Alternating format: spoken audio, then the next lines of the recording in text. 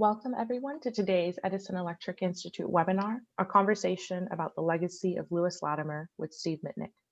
My name is Vanessa Ferrero and I'm a manager for international programs at EEI.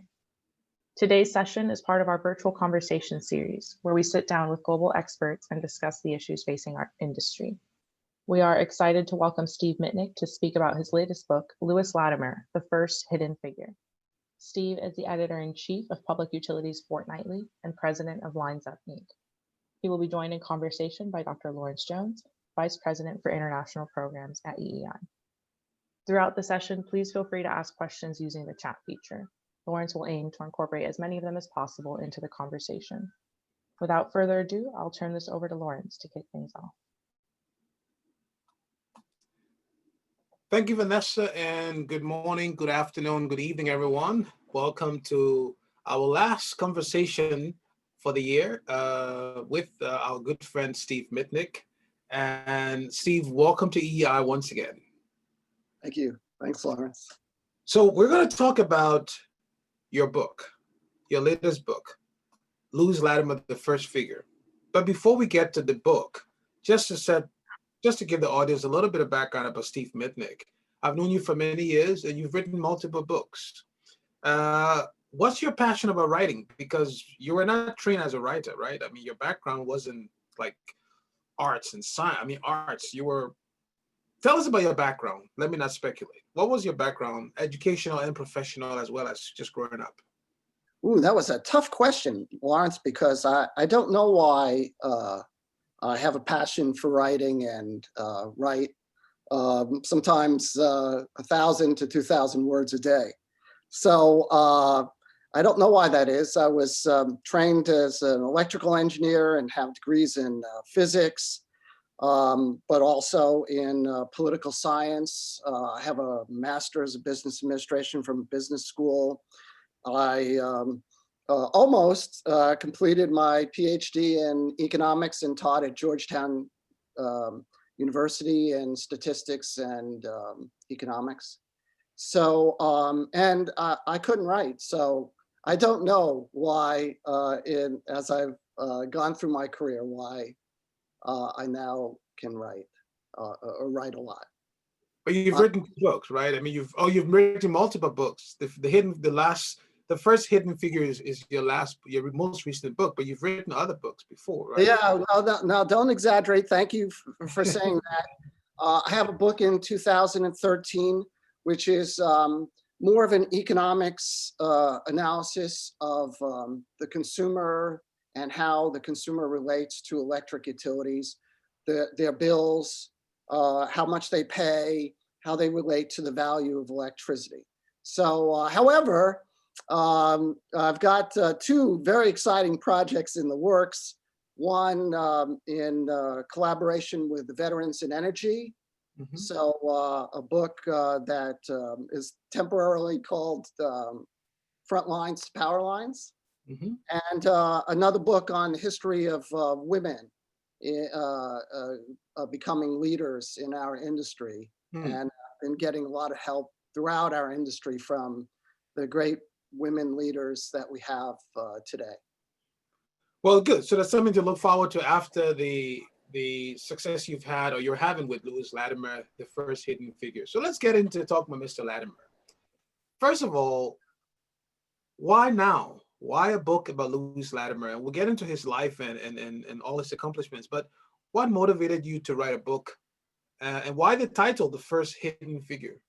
Yeah, well, so I admired Lewis Latimer, but didn't know much about him.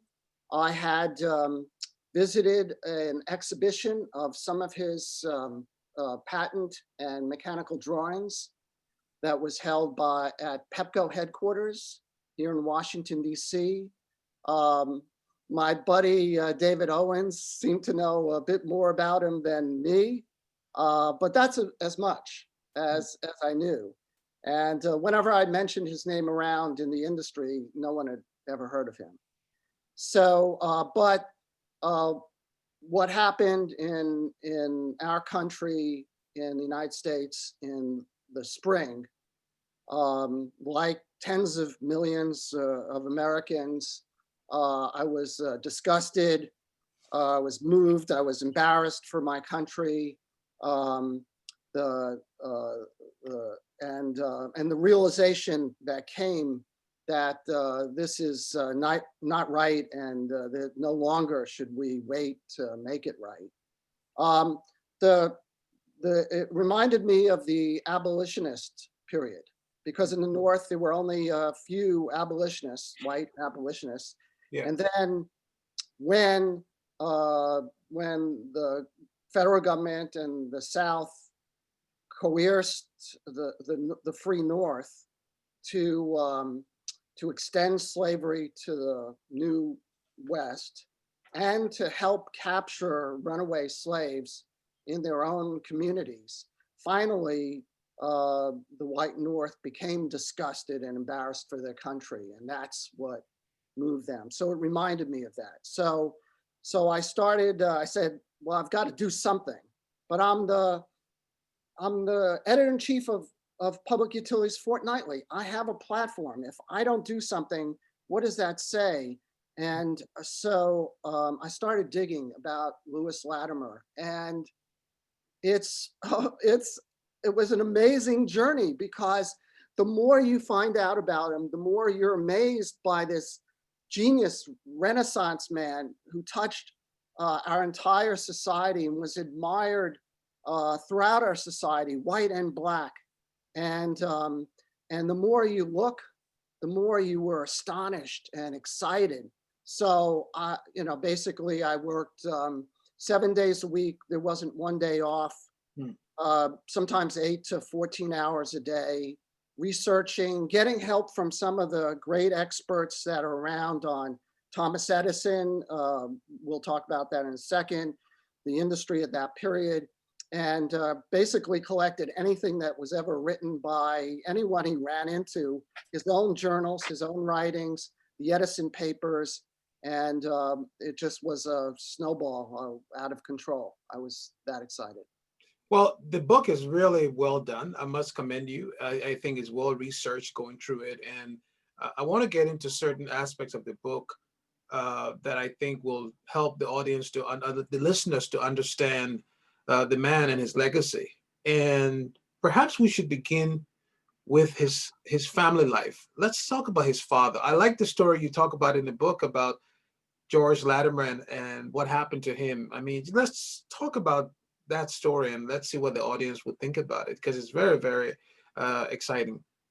In 1842, in the fall of 1840, the summer and the fall of 1842, George Latimer, Lewis Latimer's father, was one of the most famous people in America, even internationally.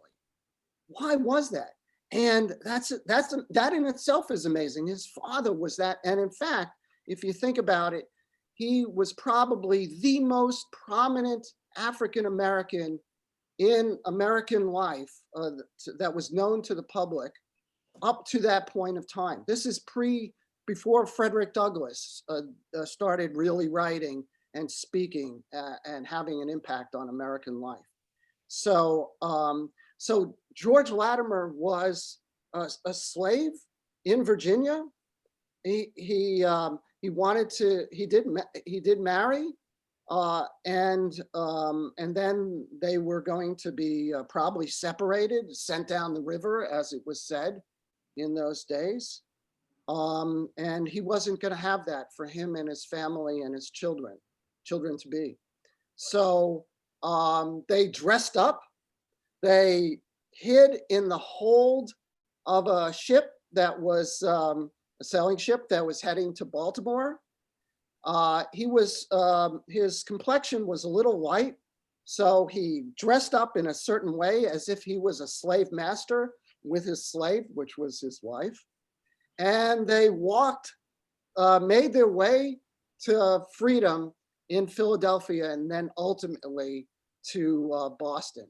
And there had been other runaway slaves, but he was by far the most acclaimed, because just 4 days after he arrived in Boston, he was discovered by his slave master's top man, who happened coincidentally to be in Boston. How unlucky is that?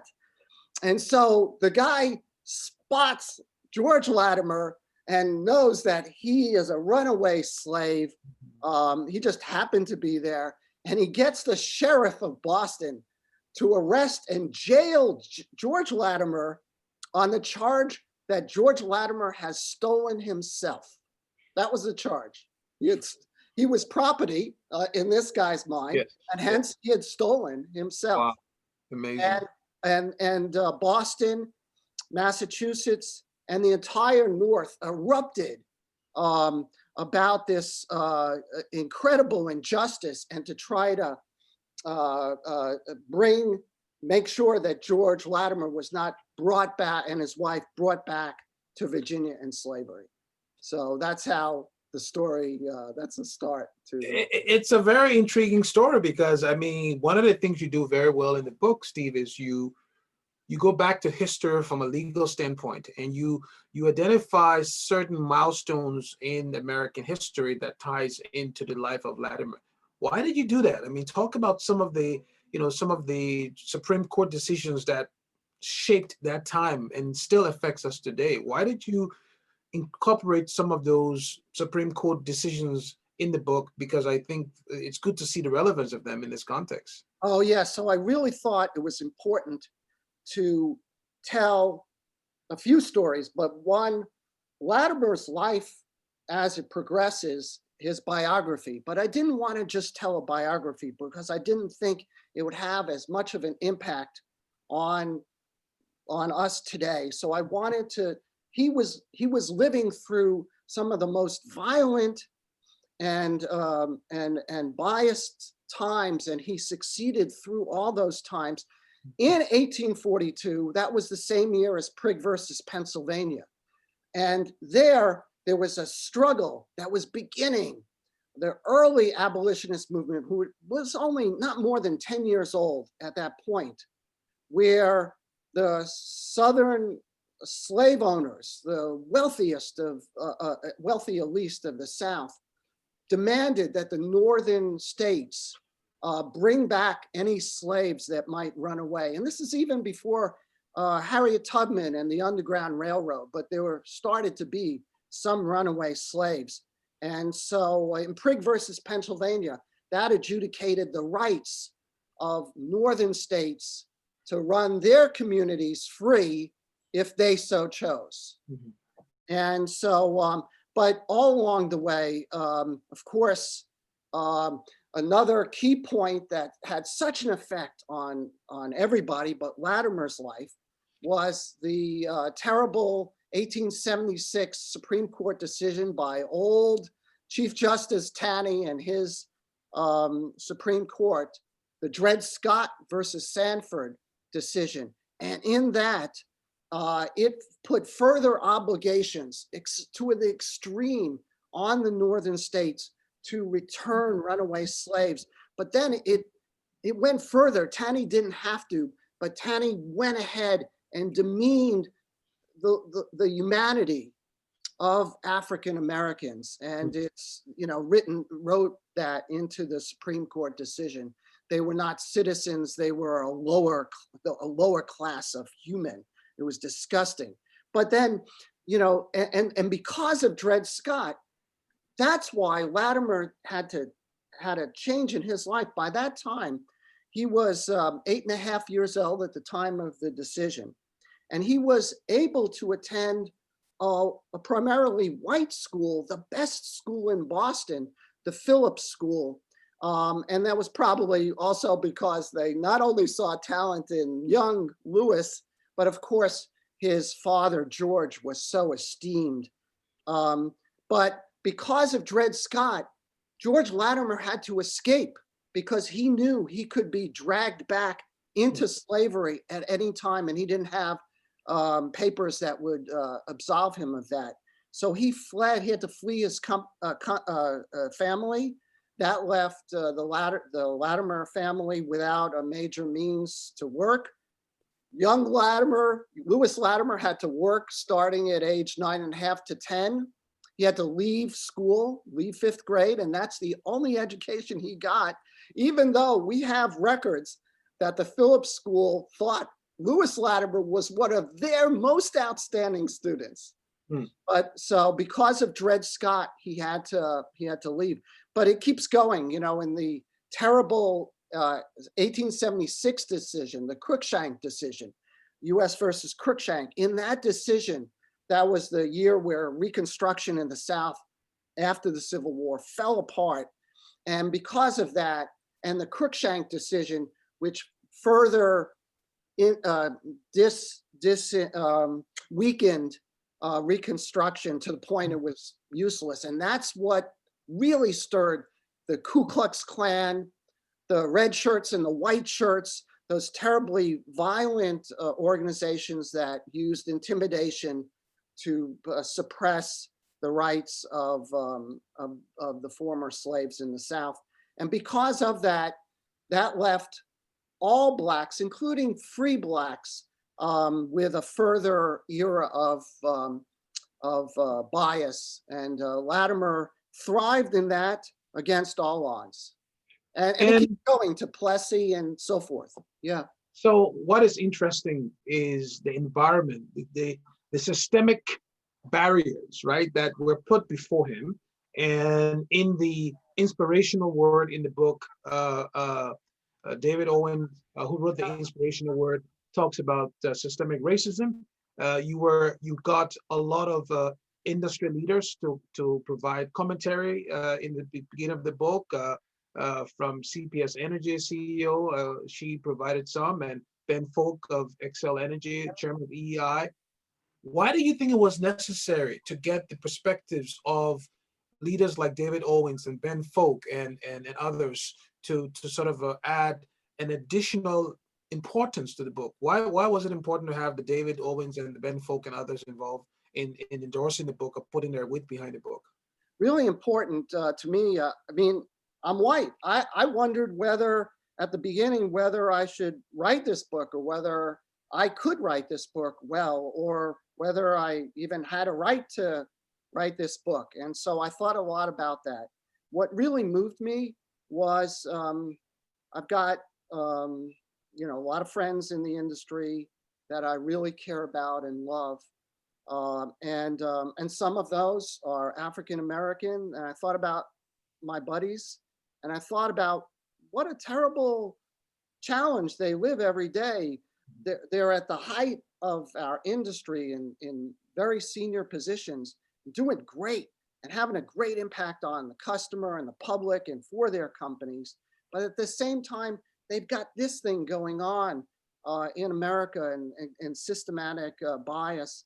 And so, you know, that's tough, and it made me cry. So what can I do? So I think that you know, to talk to guys like David, and you know, if he thought I was doing something good, that was really strengthening.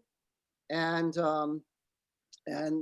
it was great that the folks at Energy Impact Partners and Guidehouse and Denton's and the Excel Energy, First Energy, they said, you know, go get them.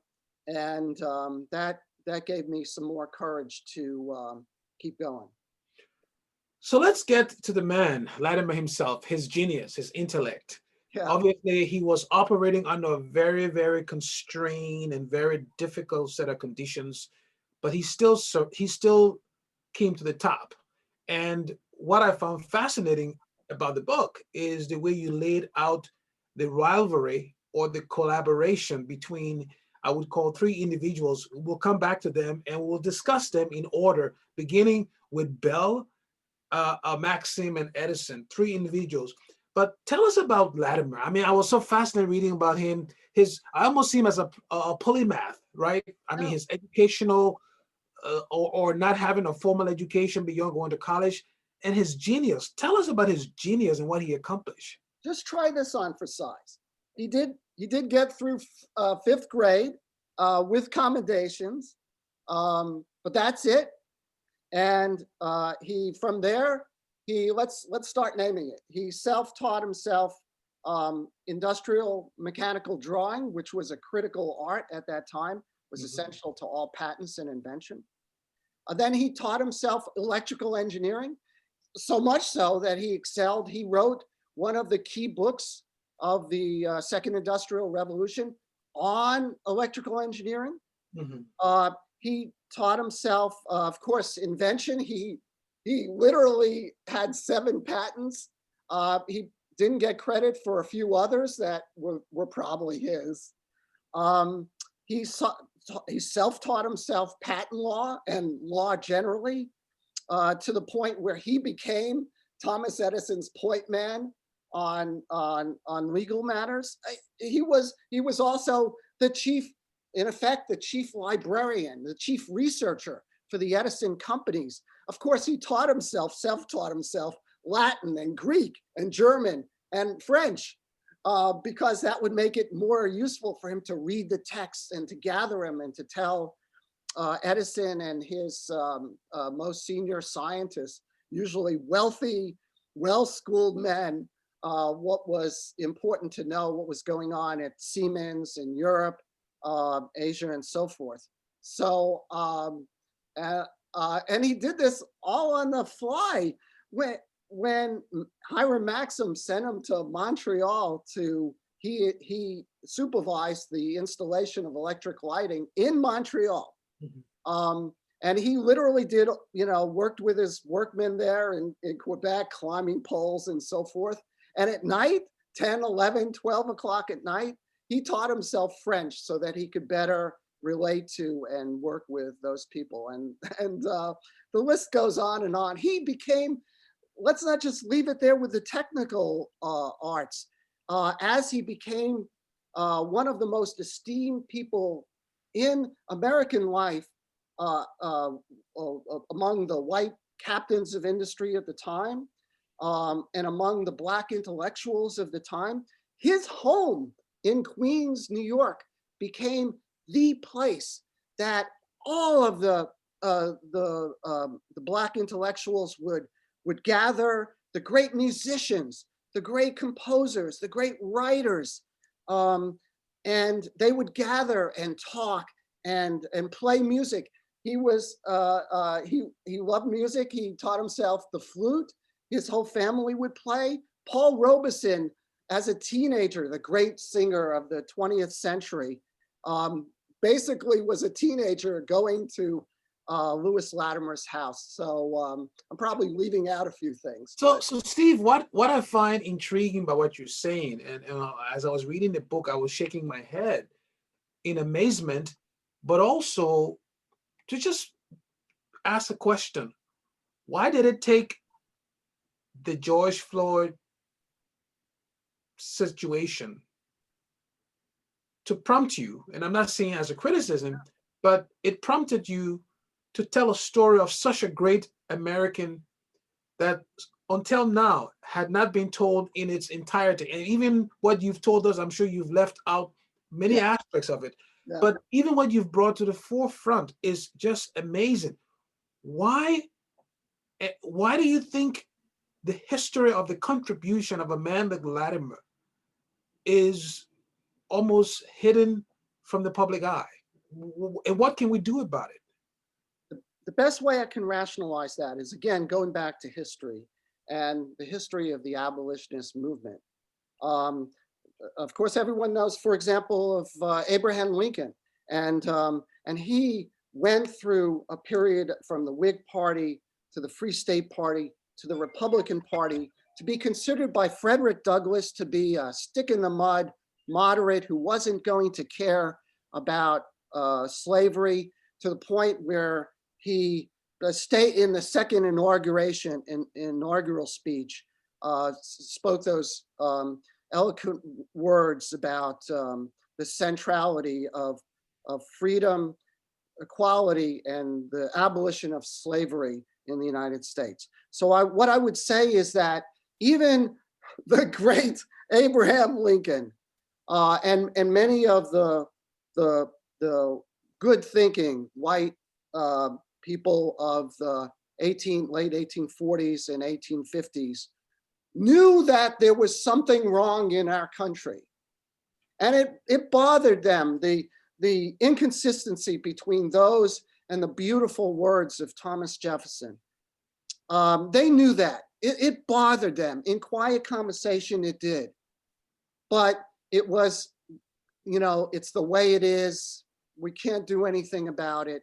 And they weren't stirred to outrage until the 1850 compromise, the 1854 Kansas-Nebraska Act, and the 1856 Dred Scott decision. Then the mass of white people in the North, at least, and in the West, said, this cannot stand. There's a great book that I cite in my book called There Is a North. And that's where America finally said, this is not right. We cannot let this stand. There finally was a North. And so I would say with some, modesty that in a way that's true for tens of millions of Americans, and it's true of me. I've known about this. It makes me feel bad. I have a young man who grew up with my daughter on my block. I've always been scared for his safety out there, who's African American, and we have, and so I've known about it, but this spring, that was it. That's the breaking point. And so, you could argue that's kind of late. You're coming late to the party, Steve. I understand that, but yeah. No, but it wasn't so much just you, Steve. It's just an observation that with such a brilliant history of a person who made so much contribution to the country, you would think that given even the work he did as an internationalist, and we can come back to that because that's something I found fascinating, the fact that he was one of those who helped to electrify Montreal in terms of bringing light is something that most people do not even know. So we'll come back to that, but let's get a little bit into the rivalry or the cooperation between his three buddies, if I may call them that. Let's start with Alexander Graham Bell. Now, what most people don't know is that Latimer, according to what you said, was very contributing, made significant contributions both to electricity and telephony and other things. So talk about his relationship with Alexander Graham Bell, who, by the way, as you emphasize in the book, he had some prejudice himself. Oh, to say the least.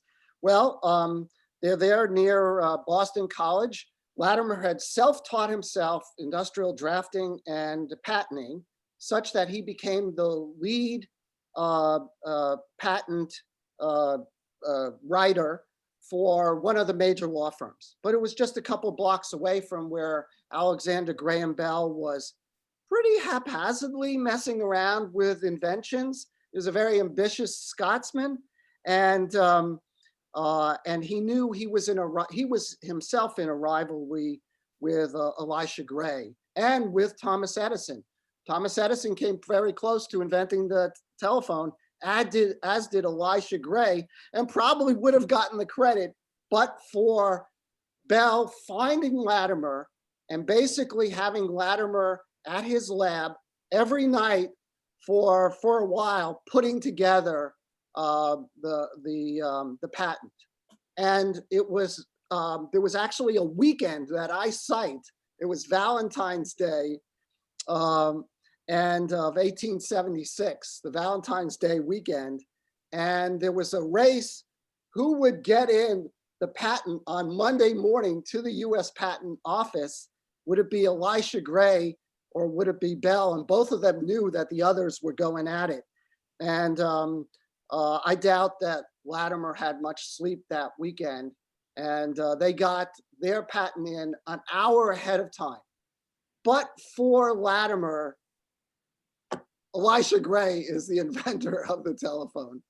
So, but did Graham Bell give credit to Lewis Latimer?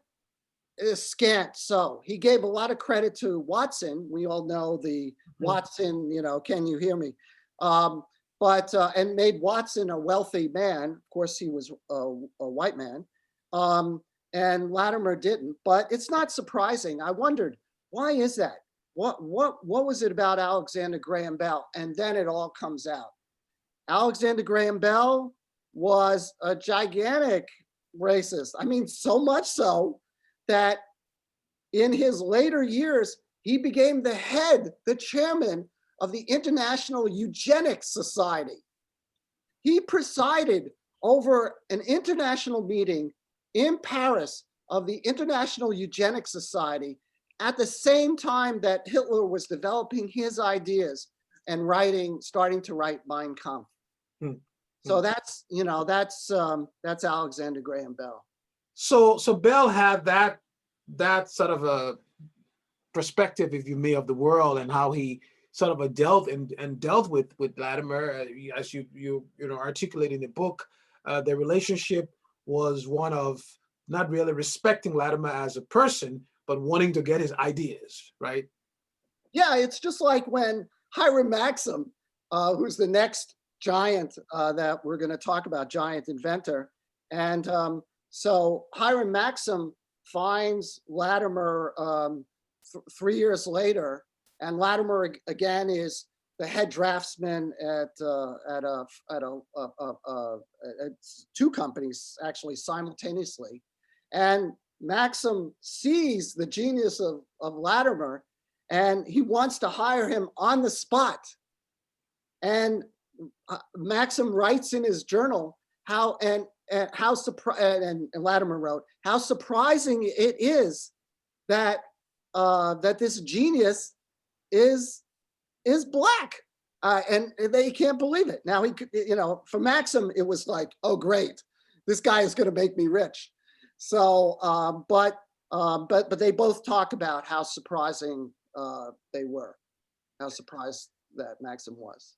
And what's interesting in that relationship between Maxim and Bell is they saw Latimer for his genius as opposed to his humanity initially, right? Because over time, Latimer became part of that elite group of Edison pioneers and people around Edison. So he started to sort of gain the interest of his white contemporaries, but for them, it wasn't so much of him because of his humanity, was because he's a smart guy, we can get his ideas, he can make us rich, he can make us wealthy. So basically, kind of reminding us of where we are today in some cases where an African-American, a black person, can be very, very contributing to a certain organization, but never goes to the top, never gets the recognition, right? So you have this sort of a hidden African Americans, hidden blacks doing a lot of great things, but never get the spotlight. Is that the way you? It's especially true for Maxim Company. Maxim was an eccentric. He is best known in history as the inventor of the machine gun.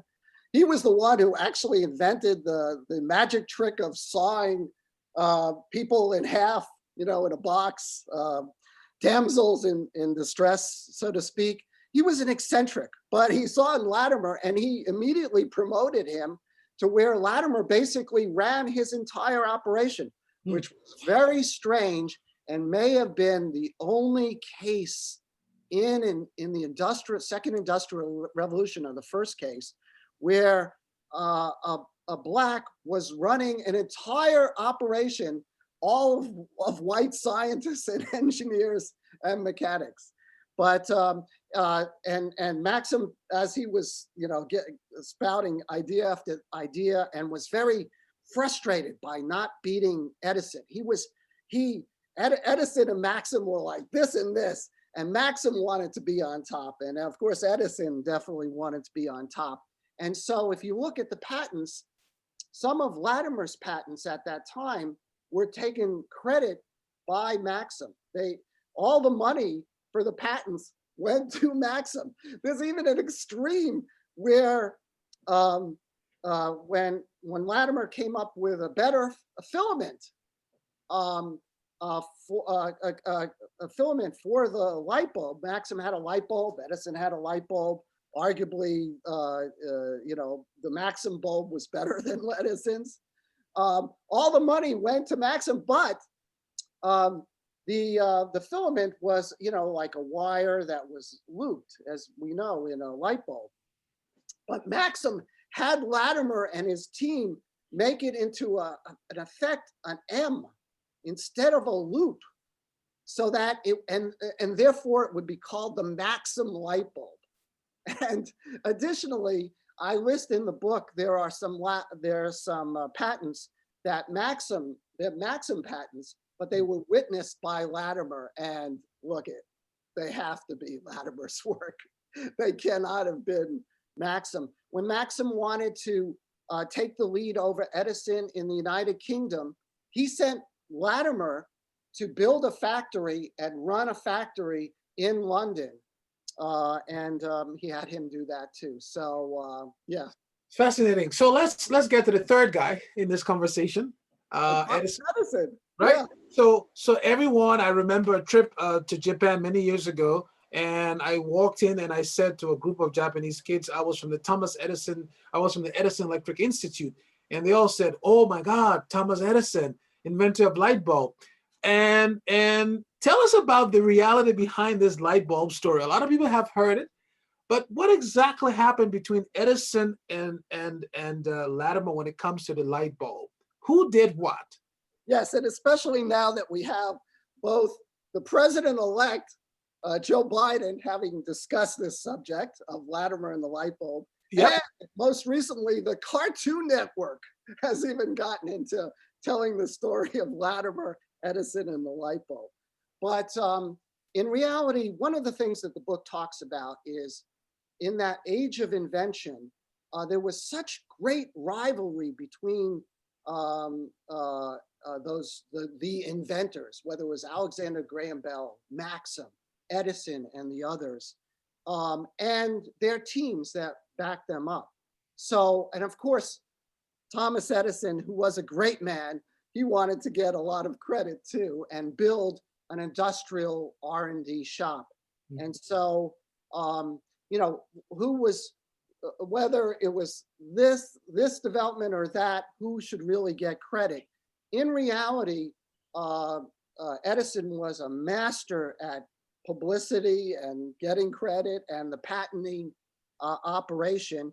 And the light bulb, the 1879 light bulb that was demonstrated in December 1879 by Edison and patented a few months later, had limitations.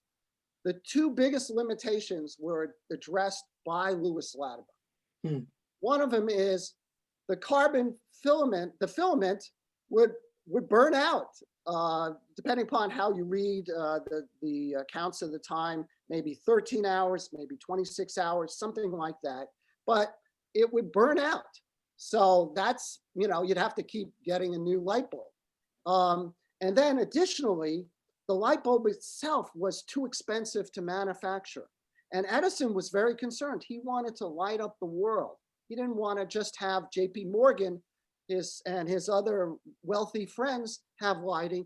He wanted to light up the world. And so Latimer came up with a better filament and a better manufacturing process to manufacture the filament and the carbon filament more inexpensively. And so you could say that those two breakthroughs, which Edison quickly absconded with and he quickly adopted in a matter of months, were decisive in causing there to be the bulb invention to change the world, mm-hmm. Rich and poor. Mm-hmm. Of course, Latimer, he's just, an engineer with the Maxim company and on his own. And there's a point where Edison sues Latimer over a Latimer patent, over the filament patent. So mm-hmm. Edison obviously thought there's something there. So they went back and forth. But of course, the Edison team crushed Latimer because Edison's got all these lawyers and experts and PhDs from Princeton, and Latimer, he's in his little 2-bedroom apartment with nothing. So Edison crushes that lawsuit. It is decided in 1884. There's some missing information on this. As far as I can tell, Edison hires Latimer only weeks after he wins the lawsuit. Seriously, he crushes him in the lawsuit and then hires this guy. I have to have this guy. And from there, Latimer becomes prominent and one of the key people in the growing Edison family. It's a fascinating story, just understanding the intrigue that went on between those 3 or those 4 individuals and what it has meant for the industry. Because had you not brought some of these ideas to the fore, we would perhaps never understood completely the significant contributions that Latimer has made to our industry. Now, because you're visiting with EI International Program, we're going to go international for a second here, and tell us about Latimer as an internationalist. What were some of the things he accomplished that very few people know about? Yeah. Well, so of course, he read everything. He was a real believer, along with his buddy Booker T. Washington, that whatever you had to do to advance yourself and develop yourself at that time, a Black man had to do 2 or 3 times more. And so that's why, he taught himself foreign languages. Like I said, he spent time very successfully in Quebec and Montreal. When he went to England, that was a different story. He went there and he encountered substantial bias and resentment among the people there and his workmen, because of course he was in charge, right? He was this African American. He goes over to England. He's building a factory. He's got scores of labor and managers who were white Brits at the time, and he encountered, and it was very disappointing for him, and it was terrible for his wife, who was also there in London. So he eventually moved back to the US, but for him, that taught him a lesson about bias. He had experienced that, of course, in the United States, always having to prove himself, even when he was a senior member of the Edison team, always having to prove himself, always, facing bad words and bad looks and resentments. But he saw that in England as well. So let's move over to Montreal, because I think what he did in Montreal was even more fascinating. Yeah. So he found that the opposite was true in Quebec. Mm-hmm. He was embraced by the people there. He enjoyed the French Quebec life. It stirred him to understand more about that life, and of course by the way, he didn't just know a few words in French. He became fluent in French. So I'm not sure how you do that. But he was working there. He wasn't with his wife, so his family was back in Bridgeport, Connecticut. But there he was working every day, 7 days a week, climbing poles, constructing equipment with his people, and then at night teaching himself all he could know. I think the province of Quebec needs to establish a Louis Latimer street. If we don't have one already, because they wouldn't have light. At least the culture of electricity in terms of lighting wouldn't be as successfully done had not been for Latimer. I want to come back to Bell for a second, Steve. Bell and the eugenics conference he attended in France at the time. What I find interesting is that Latimer only went to the 5th grade. He was a genius. So the preconceived notion, which you talk about in the book to some extent, of whites who had the perception that blacks were sort of, they were of a lower lower class. They were incapable of learning. They had all these so-called inhumane traits. Latimer broke them. He basically demonstrated that they were all wrong. So when Bell came back and started working with Latimer, how did he confront the reality that what he had believed about blacks were actually proven untrue by a guy with a fifth grade education who is basically a genius?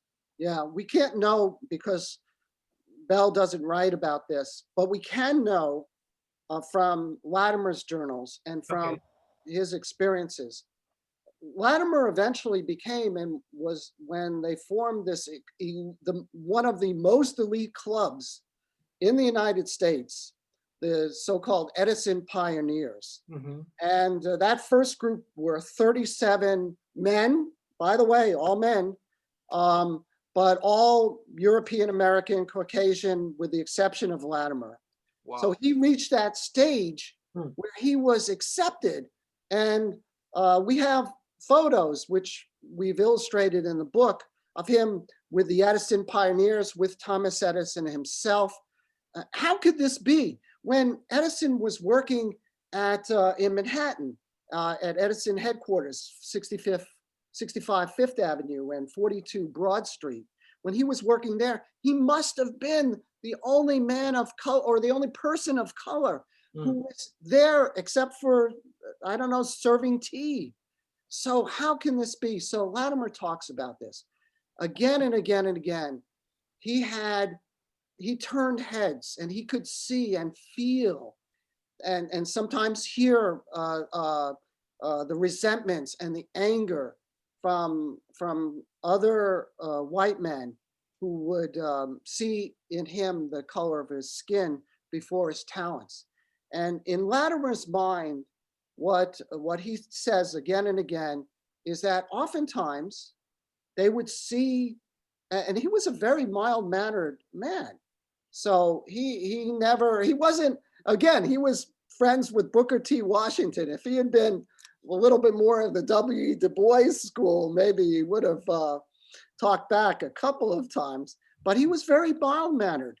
And so, but very many of these white men would see him developing, running operations, his competence, his genius, his polymathness, if you will, and they would come to appreciate him, oftentimes love him, and be like his best friend, like they were in the Edison Pioneers. But oftentimes that wouldn't happen. So oftentimes, and he knew that, and he felt that, and he writes about that many times through the time he lived to 1928. So let's bring Latimer into the present day America, and let's try to sort of unpack some of his challenges in the current state we have today. In the book, you talk about being first and being alone, and I'm sure you've met a lot of African Americans and people from Africa who find themselves first and alone. What lessons do you think Latimer, or you've gleaned from Latimer's life, that may sort of resonate with people today who are first and alone in the upper echelons of corporate America or the lower echelons of corporate America? It could be anywhere along that spectrum. You're still alone. What are some of the lessons you think we can get from Latimer in terms of how he overcame all the challenges of being first and being alone? Yeah. I think for me, for that question, I think most of myself, I'm not African American. So I'm Jewish and Caucasian. And so I can, that's where I'm coming from. And so for me, I think of what my friend Paula Glover, who's been the fantastic leader of American Association of Blacks in Energy, said the other day at one of these conferences. And she said, speaking to folks like myself and the majority of people in our industry who are European American, white, whatever you want to call it, is if this is if you want to fully enjoy your goals and your capacity and potential for your company, it's important to try harder. Sometimes it's not easier, but it's important to try harder. She made the example of millennials. Many of us have the experience where we hire younger people, and we know that they're really good with IT and artificial intelligence and all those things, but they're a little different from us. Okay, fine, but we try harder because we know it'll make our companies more impactful, more successful.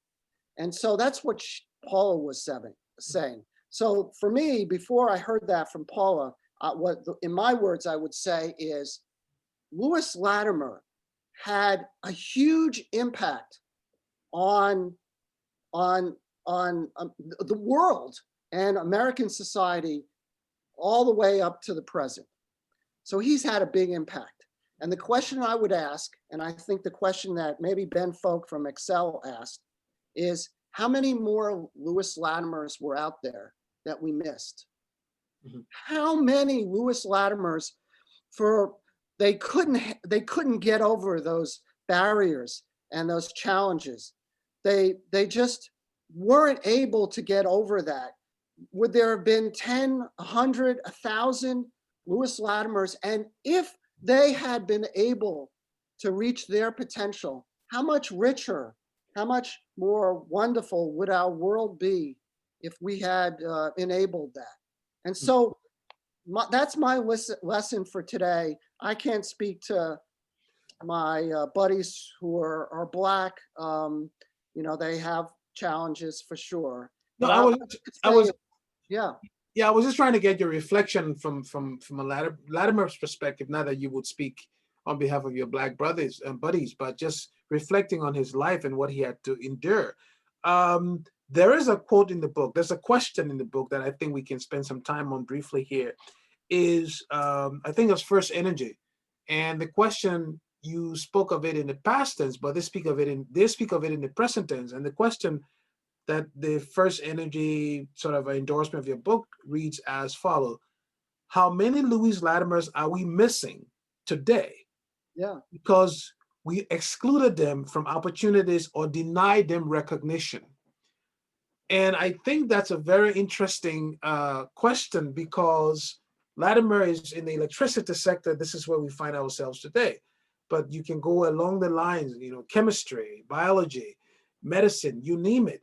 And so if you were to prescribe, based on what you have learned from your research about Latimer, if you were to prescribe a roadmap to tell more stories of likes of Louis Latimer in the present day, what would be three steps you think we as a country should do or should take to raise the awareness that African Americans and Blacks, thinking more globally, are actually making significant contributions to the world, but the stories are not being told?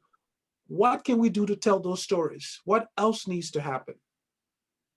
Well, maybe I need to get writing too. So it just goes on and on. Of course, I'm thinking of, I'm forgetting his name for a second. See, we don't even know his name, but blood plasma was an invention of a Black surgeon during World War II.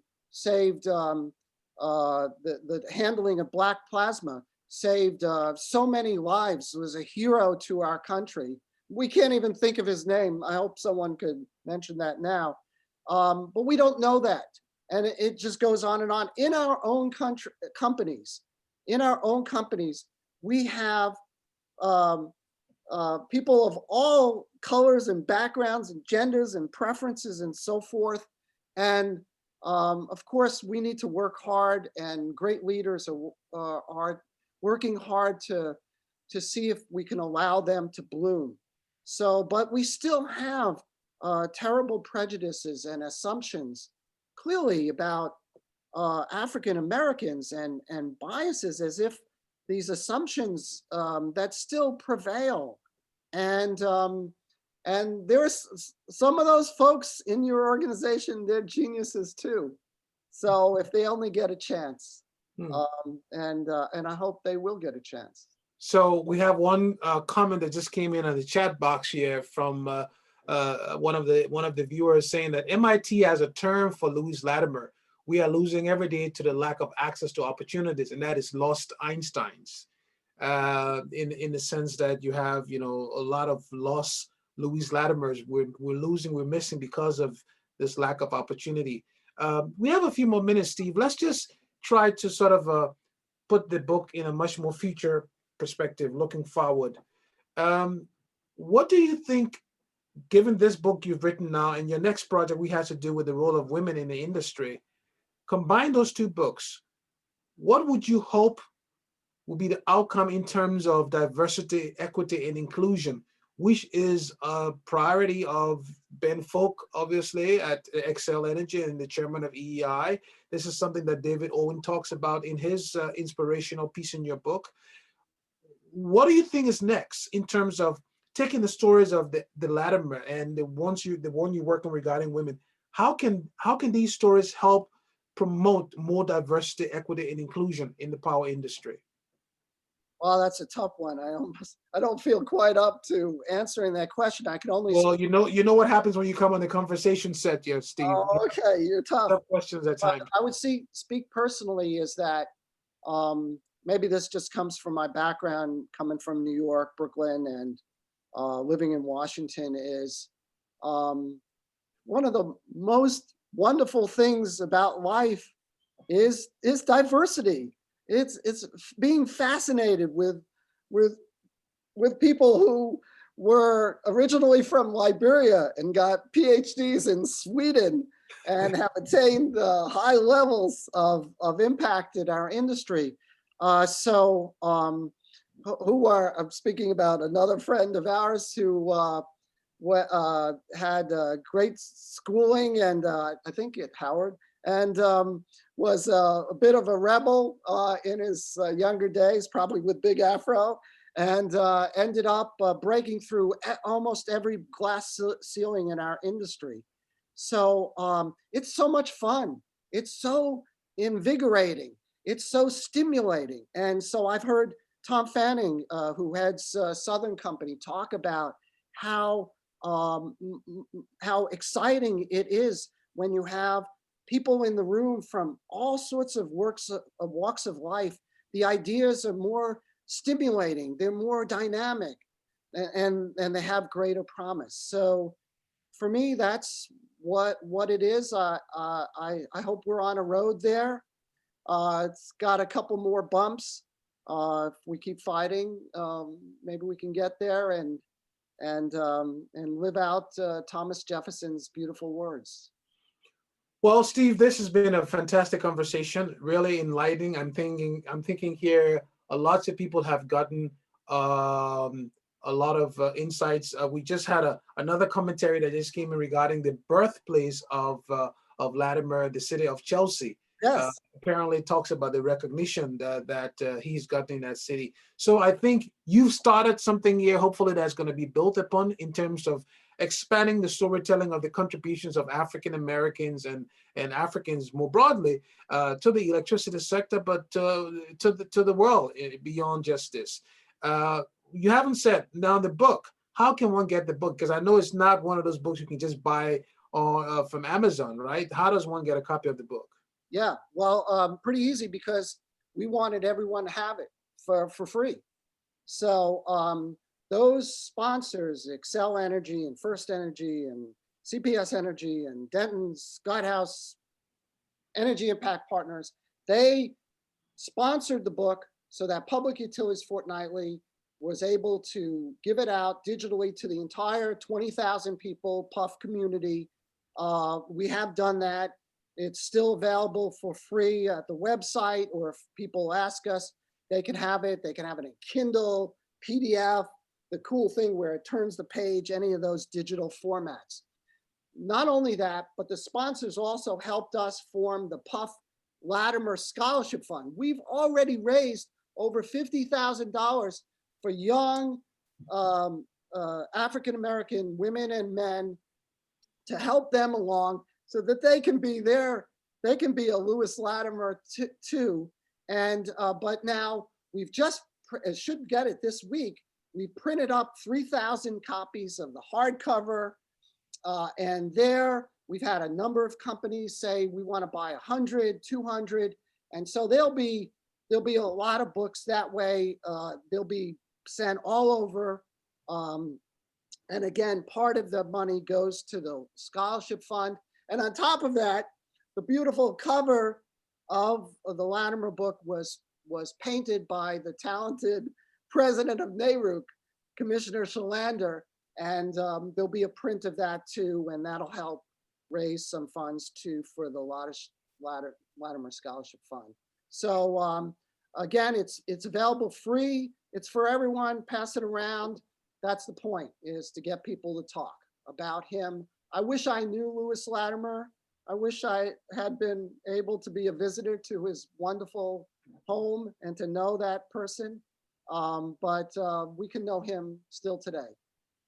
Well, Steve, you have made certainly perhaps one of the most important contributions of your career to the industry by writing this book. I've known you for many years and I've seen you do a lot of things, but nothing you've done, at least from my perspective, has been so long lasting as this book which you've put out. So I really want to congratulate you for that, and really want to thank all of your sponsors, because I know it's a big undertaking, and looking forward to your next project on the contributions of women to the industry. I think that should also be a very intriguing and interesting one to do. And if I were just to extend your workload further, I would suggest that you come up with a school version of this book for young people to learn about. And so with that, if you can do that, I think it will be even another way to get the information out that African Americans, people of color, are making significant contributions to America and the world, except that their stories are not being told. And you've started this, and hopefully bigger media houses than yours will take the challenge and tell the stories that's been making a difference in the world. We've done our best here by bringing you to EEI International Program. Thank you so much. And I really want to wish you happy end of 2020 and a healthy and safe 2021. Thank you so much, Steve. Thanks so much, Lawrence. And let me turn over to Vanessa for any closing housekeeping matters. Vanessa, over to you. Thanks, Lawrence. And thank you, Steve, again, for sharing so much of Lewis Latimer's story with us. I know I learned a lot that I did not know before this. And thank you to everyone for joining today's conversation. We will be sending out a recording to all attendees, which we will also be sharing on our YouTube channel, where you can find recordings from other past virtual conversations and webinars. To continue engaging with EEI international programs and to learn about other upcoming events, please follow us on Twitter or visit our website. Thank you and have a wonderful rest of your day. Thank you. Take care, Steve. Bye-bye. You too.